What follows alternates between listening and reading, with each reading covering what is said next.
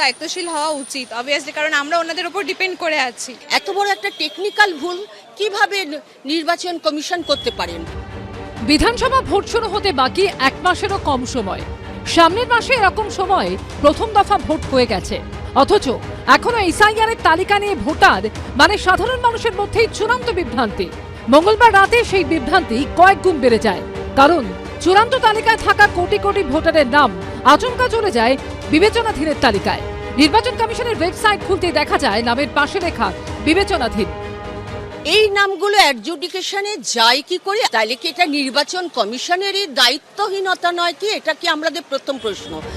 মুখে মুখে খবর ছড়িয়ে পড়ে, সকলে নির্বাচন কমিশনের ওয়েবসাইটে ঢুকে নিজের নাম খোঁজার চেষ্টা করেন, আর নামের পাশে বিবেচনাধীন লেখা দেখে আতঙ্কিত হয়ে পড়েন।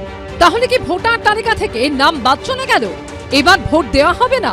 এরপর কি হবে ভেবে ভেবে রক্তচাপ বাড়তে শুরু করে তাদের। নির্বাচন কমিশন এই যে এসআইআর করতে গিয়ে অনেক কিছু করে ফেলছে, তাতে বোঝা যাচ্ছে যে পেশাদারিত্ব যেটা দরকার ছিল তার অভাব আছে, দক্ষ লোকের অভাব আছে, এবং বিশেষ করে প্রযুক্তিগত ব্যাপারগুলোতে ইলেকট্রনিক্যাল যে সমস্ত ব্যাপারগুলো আছে, ডিজিটাল আপলোডিং ইত্যাদি, সেইগুলোতে যথেষ্ট খামতি আছে বলে আমার ধারণা। সাধারণ মানুষ তো বটেই, মমতা বন্দ্যোপাধ্যায়, অভিষেক বন্দ্যোপাধ্যায়, শুভেন্দু অধিকারীদের নামও বিবেচনাধীনের তালিকায় চলে যায়।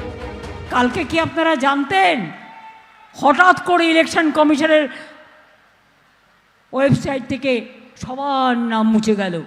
আরে আমি আমার নাম টাইপ করে দেখছি, আমিও সন্দেহের তালিকায়। আপনাদের সবার নাম এখন বলছে হ্যাকিং হয়েছে। তোমাকে হ্যাকিং করবার সাহস কারো আছে? তুমি হ্যাকিং করেছো না টেকনিক্যালি বজ্জাতি করছো, এটা মানুষকে জানাও। ছ্যাবলামো হচ্ছে পশ্চিমবাংলার মানুষকে নিয়ে এই ছ্যাবলামো করছে দিল্লির মনোভাবে নির্বাচন কমিশন, এবং অন্য রাজ্যে কোথাও এই সমস্যা হলো না।